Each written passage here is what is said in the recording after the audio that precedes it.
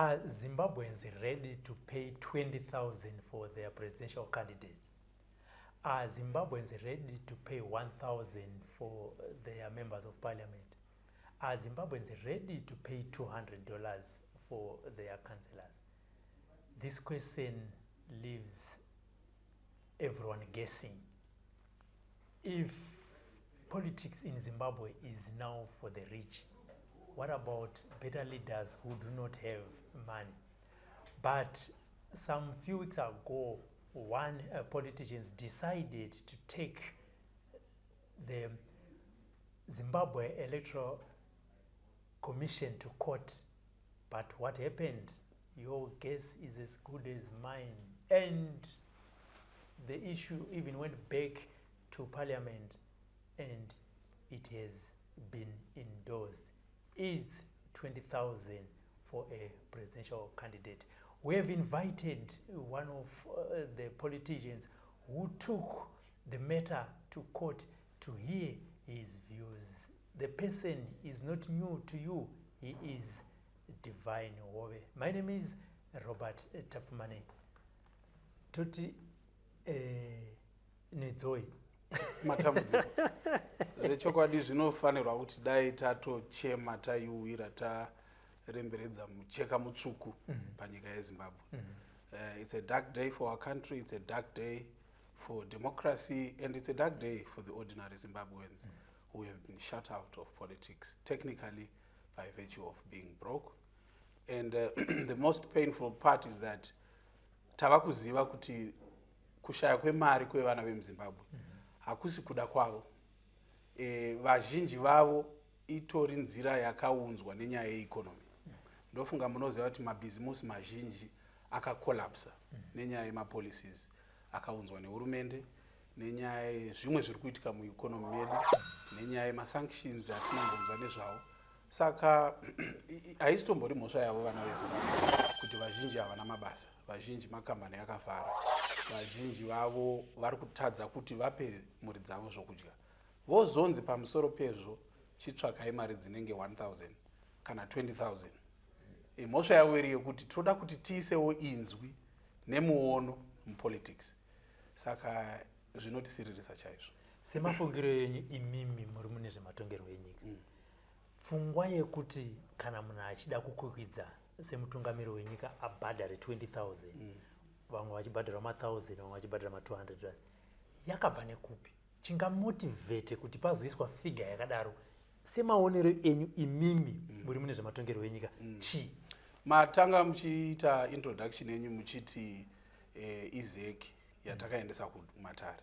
Aiwa, isi zeki yatakaendesa kumatare, takaendesa Parliament of Zimbabwe. Pfungwa dzedu dziri dzekuti Parliament of Zimbabwe ndiyo ine donzvo rokumiririra vanhu.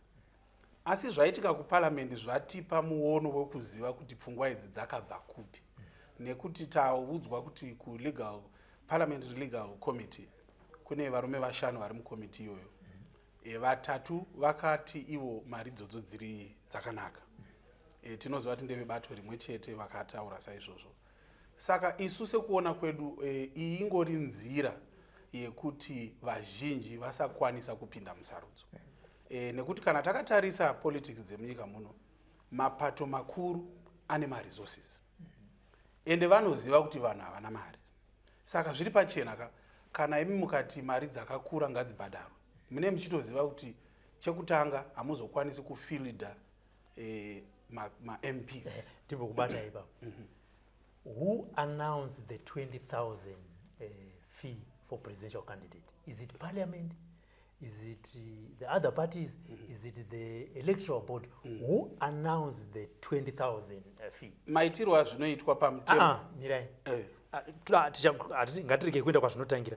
Ngatindipa zvakaperera. Mubvunzo wangu uri kuti ndiani akati mari dzinofanira kunge dzichibhadharwa nevanhu vanoda kukwikwiza ndedzidzi? Igazeti yakabudiswa mushure yanyorwa neMinistry of Justice ishandidzana nezeki. Saka chakataura kuti mari dzava 20,000 igazeti. Okay. Gazeti mutemo unodraftwa neMinistry of Justice. Asi zeki inopiwa simba rekutara mari idzodzo. Saka ndichiedza kuda kuti pajeke ipapo kuti zvakabva nekunani. Nekuti zviri nyore kuti tifunge kuti zeki. Asi zeki inobatsiranawo neministry of justice uyezve umbowo hwatawana wekuti parliament legal committee haina zeki mukati, ine vamiririri vanomiririra vanhu, ndo vazoti mari idzodzo dzakanaka.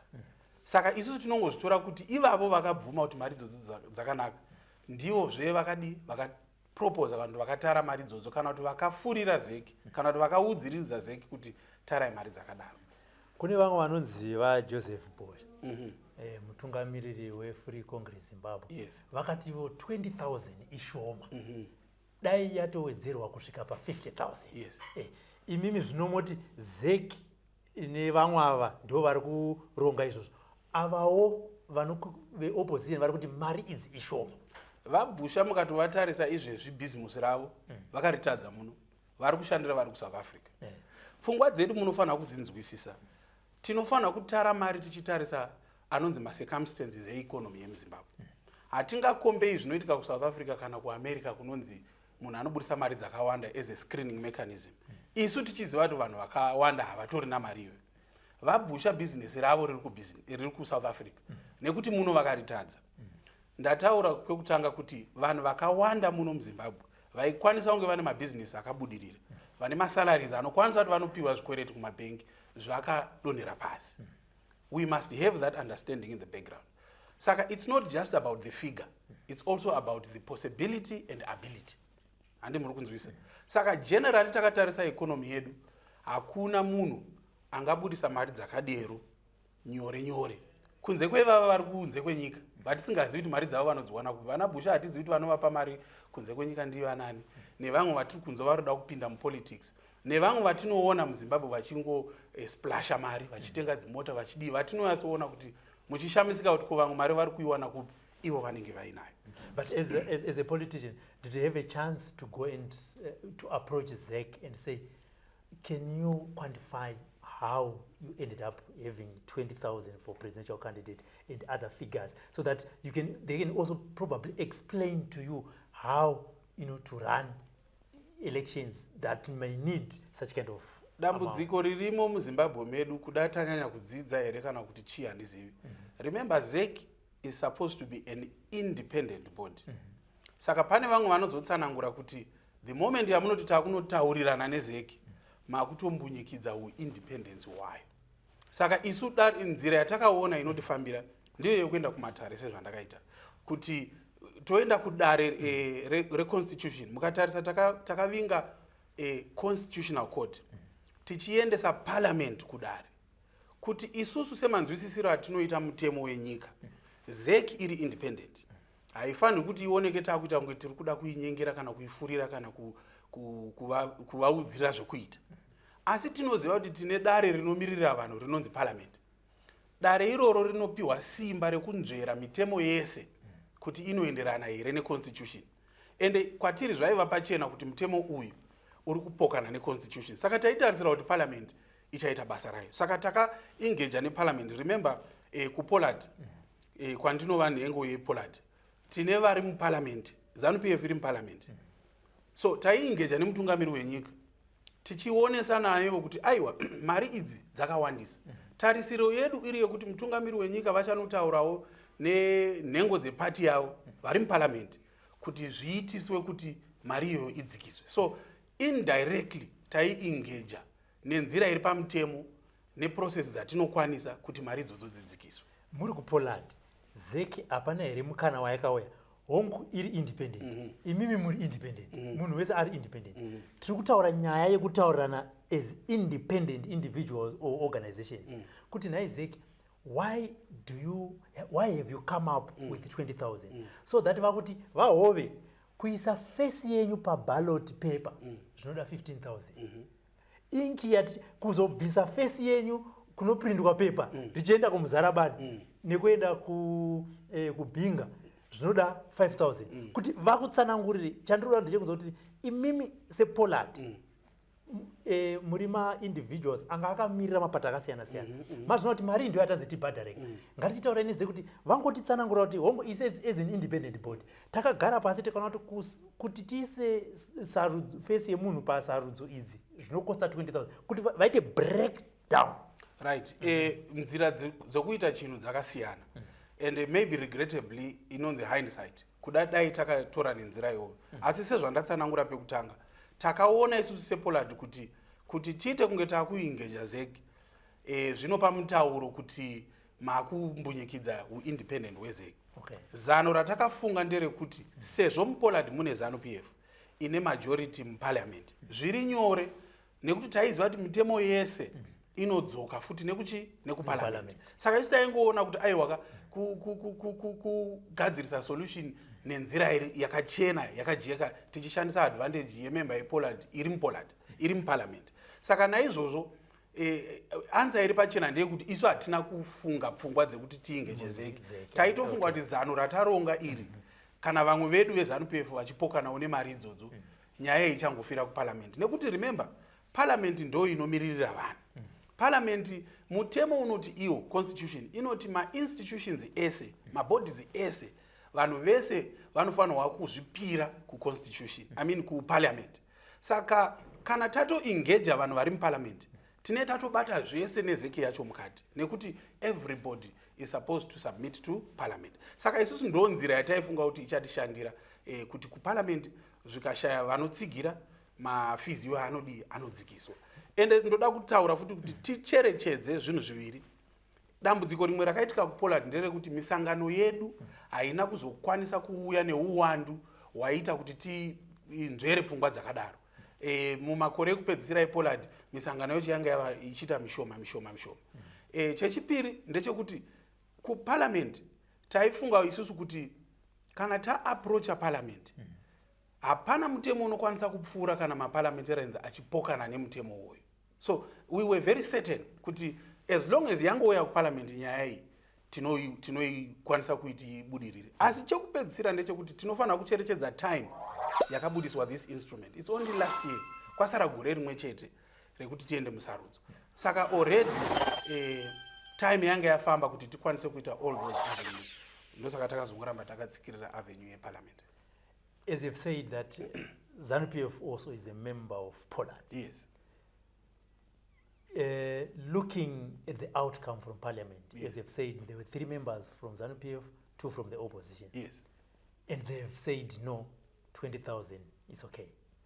As a member of POLAD, do you feel betrayed? I feel very, very betrayed. As a POLAD member, we are disheartened, very betrayed. I do not have enough words to define the amount of betrayal, particularly members of my party have. Because taiti tikaita musangano wePOLAD, tina His Excellency, takatoitaura nyaya yekuti tinofunga kuti mafizi aiswa neZEG aya hatiite kuti tikwanise kuvhura democratic space. Remember, constitution yedu inoti chishuvo chayo ndechekuti kuite inonzi multi-party democracy.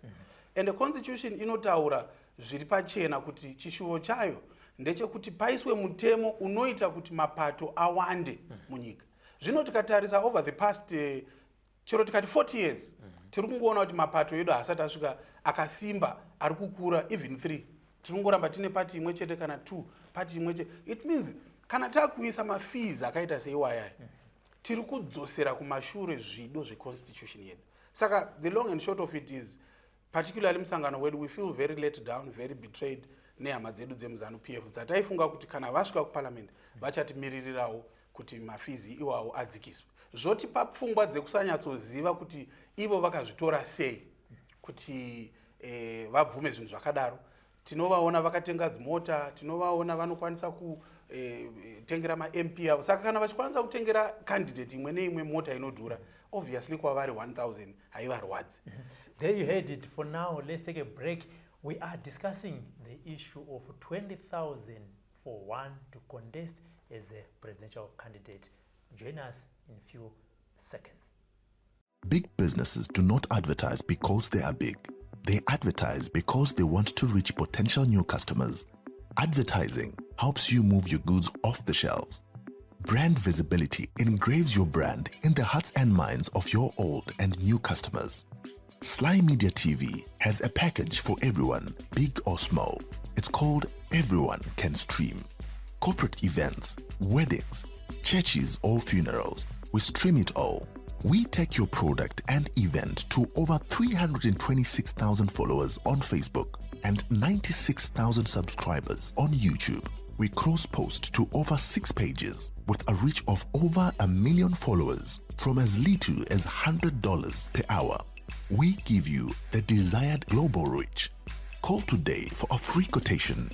263-772-863-484 or 263-775-964-849 or 263-773-761-800 or email on slymediastreaming@gmail.com. Sly Media TV, building bridges. Thank you once again for staying with us. We are discussing the issue of 20,000 for one to contest as the presidential candidate. Is it justified? Do members of POLAD feel betrayed? But as I've said before, we took a break. You said also you feel betrayed by one of your members, you know, who at the end of the day endorsed the 20,000. But speaking to President Emmerson Mnangagwa as an individual, not as a party, what was his views? The president is a very open person when you are discussing with him, to a point that whenever you have a meeting with him, whenever you leave that meeting, you feel very hopeful, very excited that at least we have shared concerns. I want to highlight something that the nation may not know. Pese pataiva ku POLAD, nyaya dzaitaurwa nema-Poladians are very strong and sensitive issues. How do we know? Well, journalists were there sometimes, and look, there will be no reason to lie anyway, but information is always available. But nyaya dzimwe dzataitaura ku POLAD inyaya dzataifunga kuti tiri kuedza kuti tigadzirise nyika tichitaura nemukuru wenyika. And I must confess, whenever you speak to the president, he is very listening, he is very welcoming, and he gives positive comments about issues. To a point yekuti taifunga kuti tiri kufamba tese. So really it surprised us kuti ndo outcome yakazobuda iyo yekuti mari idzi dzakwidzwa, and hatisati taonana hedu navo since kuti tizonzwa kuti ko zvakazofamba sei. But we hope we are going to meet him before elections, and maybe he will share his side kuti ivo kubato kwavo vakazogamuchira sei mafees akadaro. And as you've said that President Emmerson Mnangagwa is open and, you know, when you're discussing with him, do you think as POLAD, you have contributed politically in Zimbabwe? Some of the things that you were discussing, were they talk, you know, put into work? It's not a very easy question for me because it depends on what you expected as an outcome. What I know for certain is the formation of POLAD, that's my view, yakabatsira especially panyaya instability yanga yabata nyika yedu. I think you remember kuti soon after the elections there was a lot of chaos and there was a lot of tension. I don't know whether it was for the good or for the bad, but what I know is really it helped dilute the tension that was there. Why I say I don't know whether it was for the good or for the bad is perhaps that tension was necessary. Maybe it was necessary. But it's a fact that at the end of the day, POLAD became an opportunity for the nation to calm down, because I think maingonzi wapese painzi pano kuda kuita monga mpopoto painzi madimaenda ku POLAD. Saka izvozvo ndofunga zvakadzoredzera nyika yedu kuti pave nerunyararo, which I think peace at the end of the day is more important. But takutariswa mangu ma issues. Remember, government inenge ichibalancewo zvido zvayo, politics is politics. Saka some of the things we were let down, many of the things were not done. I think muka remember nyaya yema reforms. Takagara pasi as POLAD tikaita ma reforms, I think 17. And ma reforms yawo kamatarisa, they are not very different from what any other opposition sector demands. They were actually good ideas. We sat down with ZANU PF, tikaisa ma signatures zvikafadza, and we were hopeful again. But unfortunately, those reforms, most of them were not put into law. If you remember again, panyaya constitutional amendment number 2, we engaged. Tikataura na tikaisa view, and I think Vamaduku was very vocal about it. Kuti daitambo mirror that amendment, but we saw it go through. Saka, those are some of the challenges that we faced in POLAD. But remember, techiyedza kubalancisa futi nekuti tiroda kuita spirit of dialogue, yekuramba tichikurukurirana, nekuti tine tichiona kuti tikada kuti tiramwidzane futi, tipokane. We go back into a situation of chaos, of fighting, of tension, of political violence. Saka, it's trying to balance the two.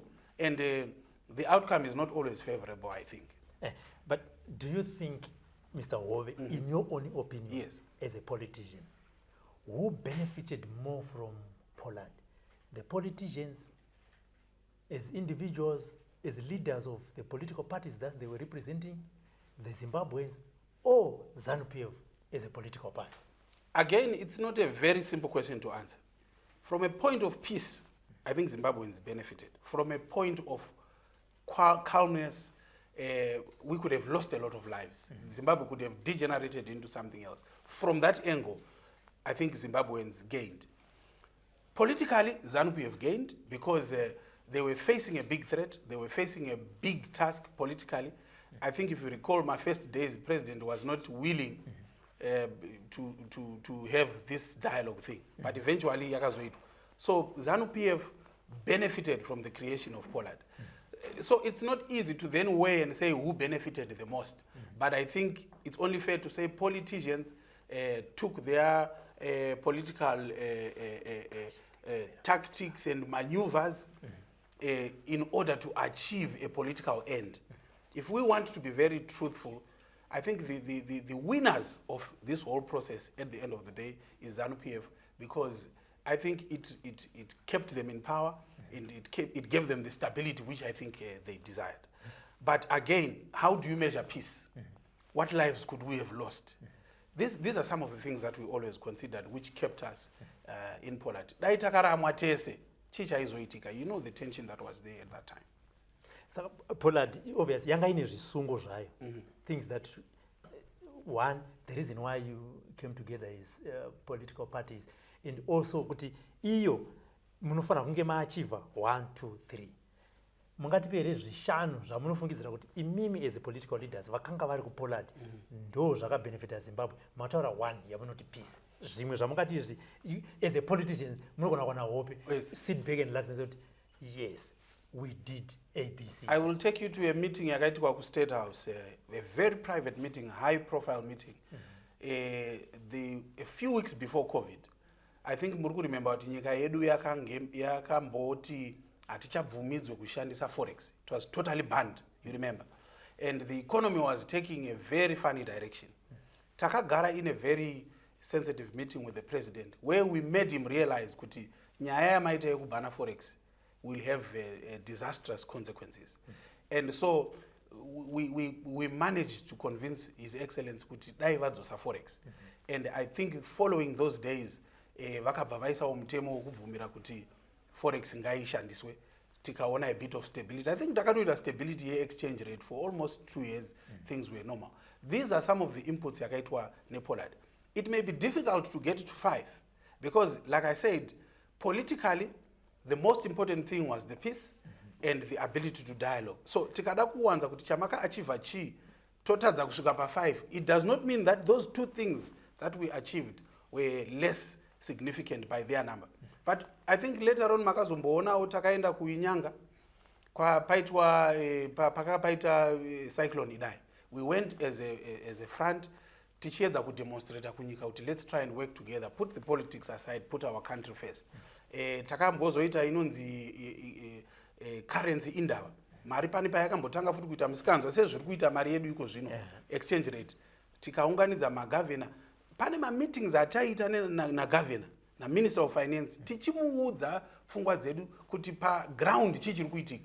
Hongu mungagara yenyu mupolitburo, hongu mungagara yenyu as a party muchionesana, but what is happening on the ground ndezvekuti vana vachadi iko cash, vana vachadi RTGS. Saka you need to review your policies and that. To me, those are some of the achievements which I think POLAD contributed to the nation. But again, weighing them on what was expected and what then was achieved may never be an answer which is a straightforward position. If my memory serves me right, yes, there is a talk within POLAD, within POLAD as political leaders that you want to form a coalition, or it has already been formed. Can you just shed more light? There is a coalition that was formed. I think 6 of the political players other than ZANU-PF conglomerated and formed a coalition. well, we are not part of that coalition as NAP, but that coalition is already in existence. They have their presidential candidate, and they have their own arrangements which they have put in place. And as a party leader, why didn't you join others, having been in a marriage of convenience in POLAD for quite a long time? You would understand each other, probably share one or two visions. Why didn't you join the coalition? We can't be doing politics of convenience, marriages of convenience. We need to be centered and rooted on ideology. So coalition payaka formewa, some of us did not subscribe to the ideologies. I'm not yet even clear what ideology they are pushing for. I've not come across any of their literature as to what they intend to practically do. I think as the Nationalist Alliance Party, our passion is to say the fundamental position we must understand first is what is our economic plan. To understand why we are in this situation, to understand the concept of a nation.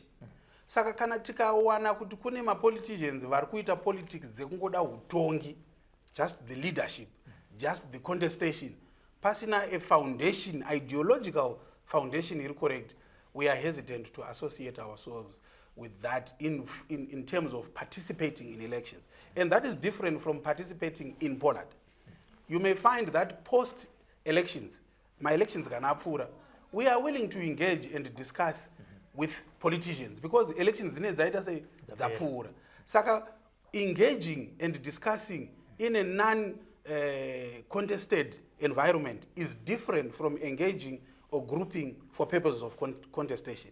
Saka vanhu vanozoti ko saka makambopindire muPOLAD kana musingawirirane pfungwa dzevakati aiwa POLAD was not elections. POLAD was just a platform yekuonesana ma-ideas, share views. Kana takuenda kusarudzo, it's your ideology that matters. Isusu se-Nationalist Alliance Party, tiri kuti nyika yedu haisati yanzwisisa concept of a nation. There are some people who are still stuck in even identifying kuti vene venyika ndevapi. There are some people who are stuck in thinking that the country belongs to black people. There are some people who are stuck kuti takatorerwa nyika yedu Rhodesia ndeye vachena. Hatisati tanzwisa chinonzi nyika chii. We have not understood the concept of a nation. Then we have not yet understood the transitional problem and reality yakaitika moving from Rhodesia to Zimbabwe. You see, so ndo pane area yematambudziko edu. Saka ma-politicians anouya achingoti ndichaita zvakati without expressly showing a deep understanding of the concept of a nation. We are hesitant because you know that we may fall into the same trap. Ndofunga vaMugabe vachipinda 1980. He promised a lot of things, but that was not founded on the new concept of a nation. Kuti chinombonzi Zimbabwe chi. Anonzi muZimbabwe ndiani. Vene veZimbabwe ndevapi. I think I always give an example yokuti Rhodesia yakanga yakagadzirirwa vanhu 400,000 to benefit exclusively, yanga ine exclusive economy. Tichitora nyika as black people, it was meant to create a new nation for both black and white. But the numbers were now well beyond 10 million. And we tried to make everyone fit into a 400 people economy, and that did not work. We needed to focus on how to expand the economy first, how to utilize the people who are already not in the economy. Varikuma vaya, ndofunga munoziva izvezvi, munhu wese arikumusha arikungoti akadzidza, pfungwa dzake dziri kuenda kutaura, kunotsvaka basa. But we are failing to realize we need to expand the economy beyond just coming to town to look for work. We are failing to accept that we need foreign direct investments. We need people that have got capital.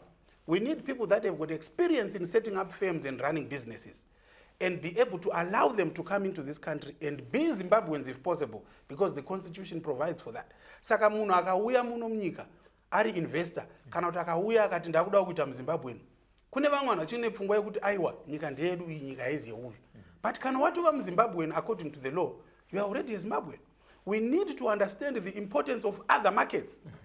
We can't umbimbi ndoga ndo watiuraya, especially as Africans, kuti we are still stuck in the concept of saying nyika ndeyedu isusu vanhu vatema, but tisinganzwisisi kuti nyika yatiri kutaura nezvayo is a new concept, and that concept haina kana kutombouya through us generation yedu. Patakangowana independence, tikaramba tichiita zvemaparliament, tichiita zvemapresident, tichiita zvemamagistrate courts, it was an endorsement of a new theory of a nation.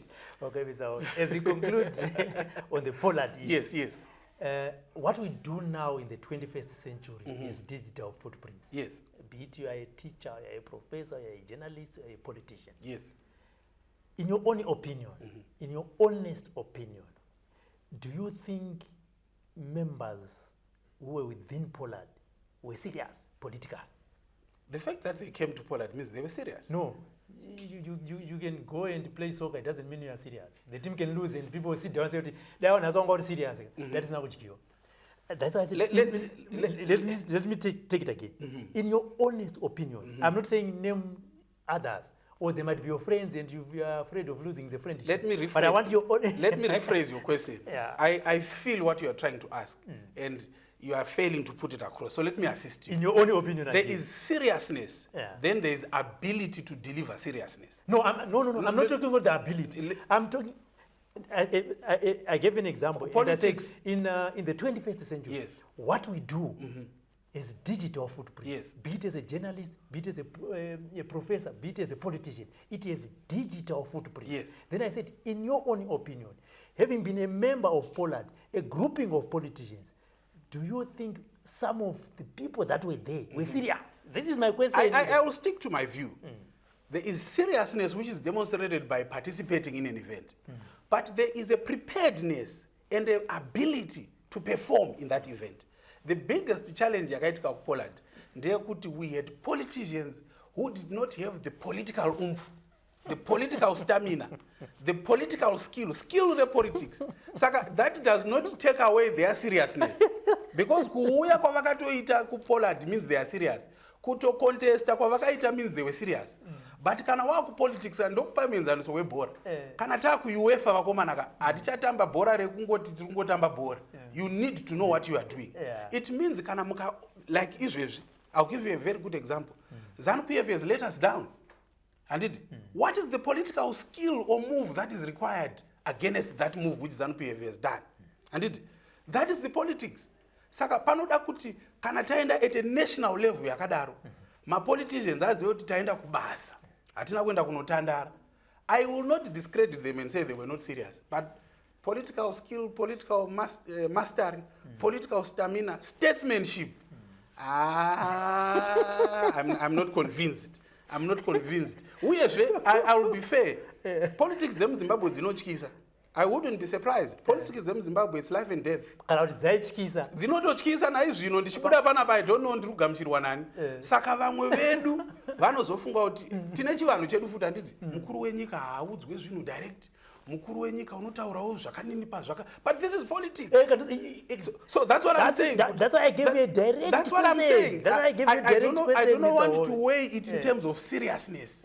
Because for me zvakawanda kumwe kutya kutorerwa munoziva kuti vanhu vekuPOLAD takapiwa mota handiti indine mota saka unenge vamwe tineta kufunga kuti zvino ndikadai I've got a business in Bulawayo. Politics unomuka wakavharirwa business. Politics unotorerwa mudzimai kana mwana. Saka on the hindsight I want to believe reasonable politicians will consider all those things. Vakomana ndikasvika ndikanyadzisa mukuru in courts. Unenge usina kumnyadzisa waita politics. Taibuda muma meetings ePOLAD dzimwe nguva manyarara kuti zii vamwe vakateerera vachikubvunza kuti naiwe chivindi chekubvunza mukuru wakadaro wachiwana kupi. Wokubvunza kuti aizvi kwanditi ndo politics dzatakavinga kuti tizotaura mukuru kuti RTGS haisi kushanda, dhora harisi kushanda. But vamwe vane vachitozviinterpreta kuti wadherera. Wachallenger. Saka pane vanozvireader very fast kuti to avoid that perception, to avoid dialogue collapsing, let's toe a certain line. Vachibalance a lot of things. So my conclusion is they were serious. Okay. Coming to the issue of the day, the 20,000 for presidential candidates. Yes. Do you think we are going to have many faces of politicians at the ballot paper contesting politicians? That is an obvious no. It is a very obvious no. Let's look at this scenario. We know that the big political parties, it's not a secret, they are getting money from the Political Parties Finance Act. And these big are two. These are two. Yes. I don't know if you are counting the Monzora one or the CC one. These are, no, they are because two, they are all in parliament. They are the two that were getting money from the Political Finance Act. Yes, yes. FDC Alliance and led by Monzora and ZANU PF. But some of the Triple C gentlemen and ladies are now in parliament. I don't know if they'll get any money in between. I doubt that. But we also know kuti pane ma-well wishers nemamwe ma-funders atinoziva kuti vanofanda ma-organizations aya. It's not a secret. Mungaona vanhu vane ma-flyers, vane ma-skipper, vane mota. It's not a miracle. Pane kwavari kuwana mari. Which is different from myself and the other politicians who are forking money from our pockets. This is why I say, kana tikada kuenda pa scale we seriousness. Inini ndiri kutengesa mombe yangu kumusha kuti ndipinde mu politics. I am more serious than a person ari kumirira kupiwa mari nemusangano kunzi contester. I'm more serious. I'm spending mari yekuti nemudzimai tinorara takafuratirana kuti makakwana here baba muri kutora 20,000 muchiendesa ku politics muchitadza kutenga imba. I don't have a house. So who is more serious then? So the question is clear. A lot of people are not going to participate in these elections except for ZANU-PF MPs and except for the funded politicians. The rest of the aspiring candidates, chero vane mari vana Busha chaivo, kumuti uyane Busha ari kutarisa presidents chete, he's willing to pay 20,000 because chari kuda kuenda pa ballot paper rekunzi ndakanzi ndiri president. Tikamuti naye vaBusha ndoda kuita MP wenyu, ndipay 1,000 ndimire. Anotanga kuudza kuti ngano dzawanda, because do you know what? We are focusing on 20,000 and we are laughing about this matter as if it's a light matter, but it's a serious matter. The total bill, the total amount required by a party to fully field candidates is close to $500,000. $500,000 from an NGO or from some other dubious sources is easy to raise if you are connected. But it's not easy for a person who is not able to use other means. It's not a secret kuti munyika munomu companies anototya kusupporta politics. They are scared. Saka kuti tiende kumacompany naye tibatsirewo tine good idea tine zvakati vanokudza kuti hove tinoda kusupporta ende tiri kuona zvavari kuita, but kuti ndizowanikwa kuti ndakafanda political party iri muopposition, I don't want to be associated with that. So I know for certain, particularly the disadvantaged, madzimai akawanda, they are not going to be in politics. In fact, madzimai akawanda acha-abuswa because ari kuda 1,000 kuti amire. Saka kana wampa 1,000, we have opened a big problem for our nation. But maybe as my last words, we had a similar problem in Rhodesia, and I'm surprised kuti our fellow brothers and PF will do that. Chakaita kuti vatore pfuti vaende kuhondo, ndizvo zvaitwa naSmith kuti upinde mupolitics wainzi unofana hunge une land yakati nemari yakati. Ndo zvavakaendera kuhondo. The ethos of the liberation war was such that the politics were structured to exclude others, not only from the economy, but from the politics. If you look at 1890, the first uprising, the first Chimreng, again it were the poor people who felt disenfranchised. Lendi yenyu yakutorwa ndo vakasumuka, vakanorwira nyika, vakazokundwa zvavo because they did not have a lot of weaponry, just like we may be defeated now because hatina means to fight. But we are seeing history repeat itself, and I thought the people who should have learned the best lesson is our fellow brothers and PF, to say, kana tichida kuzadzikisa bumbiro remutemo wenyika yedu, let's open up the space. Let's remember the state of economy in Zimbabwe. Imimi pari zvino ndikakuti uyamumirire musangano wedu, asi 1,000 muchabhadhara mega.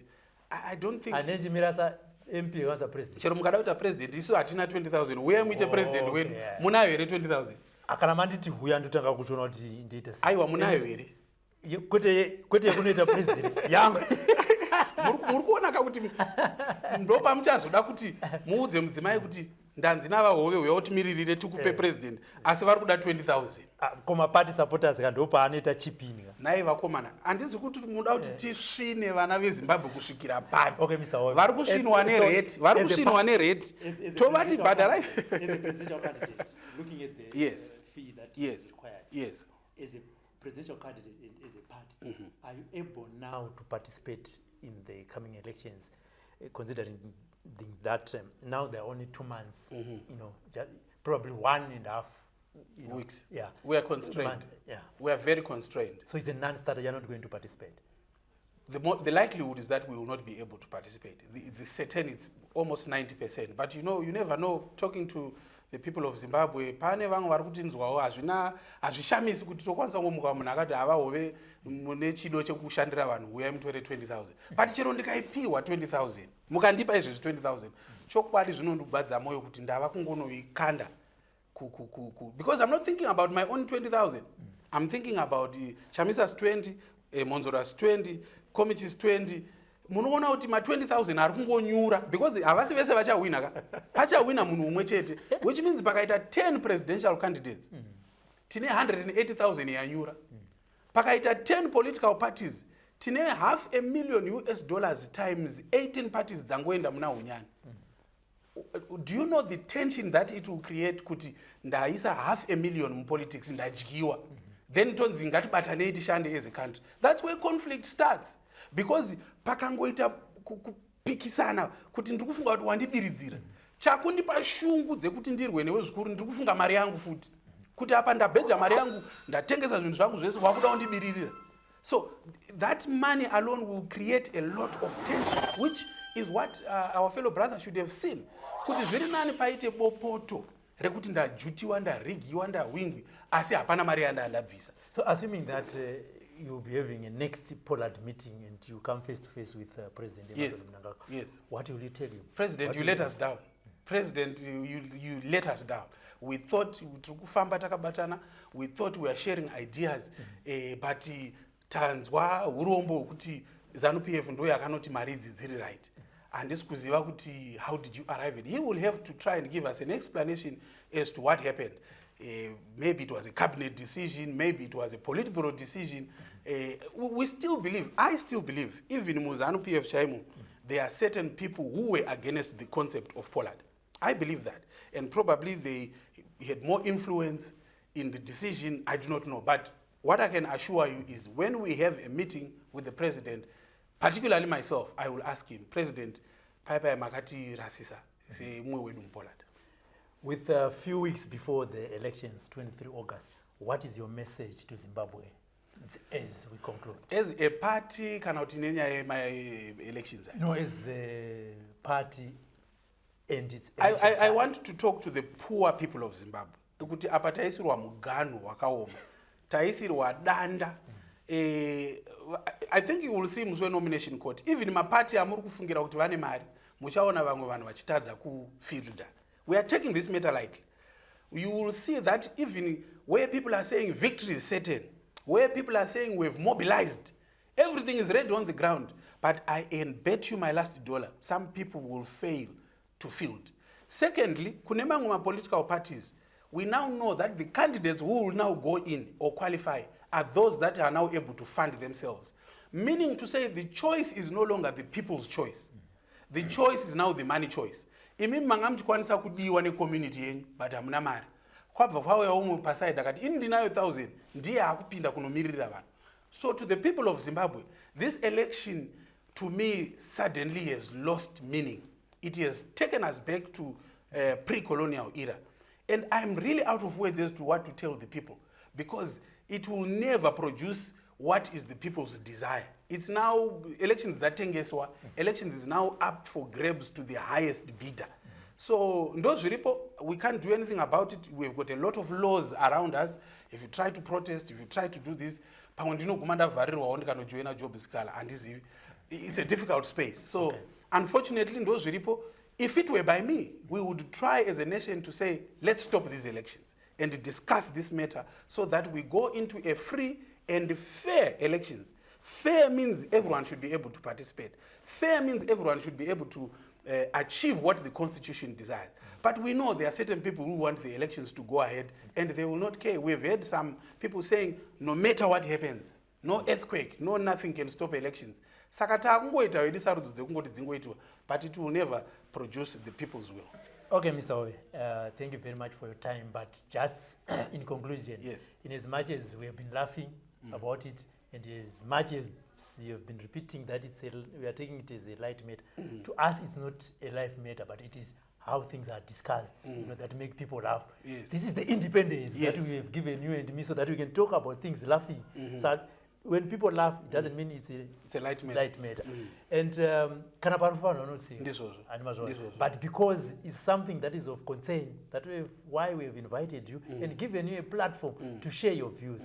That shows the seriousness of the matter, which might not have been in POLAD. Yes, yes.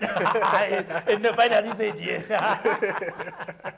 There you heard it. That was a politician, Divine Hove, talking about the issue of 20,000 for one to contest as a presidential candidate.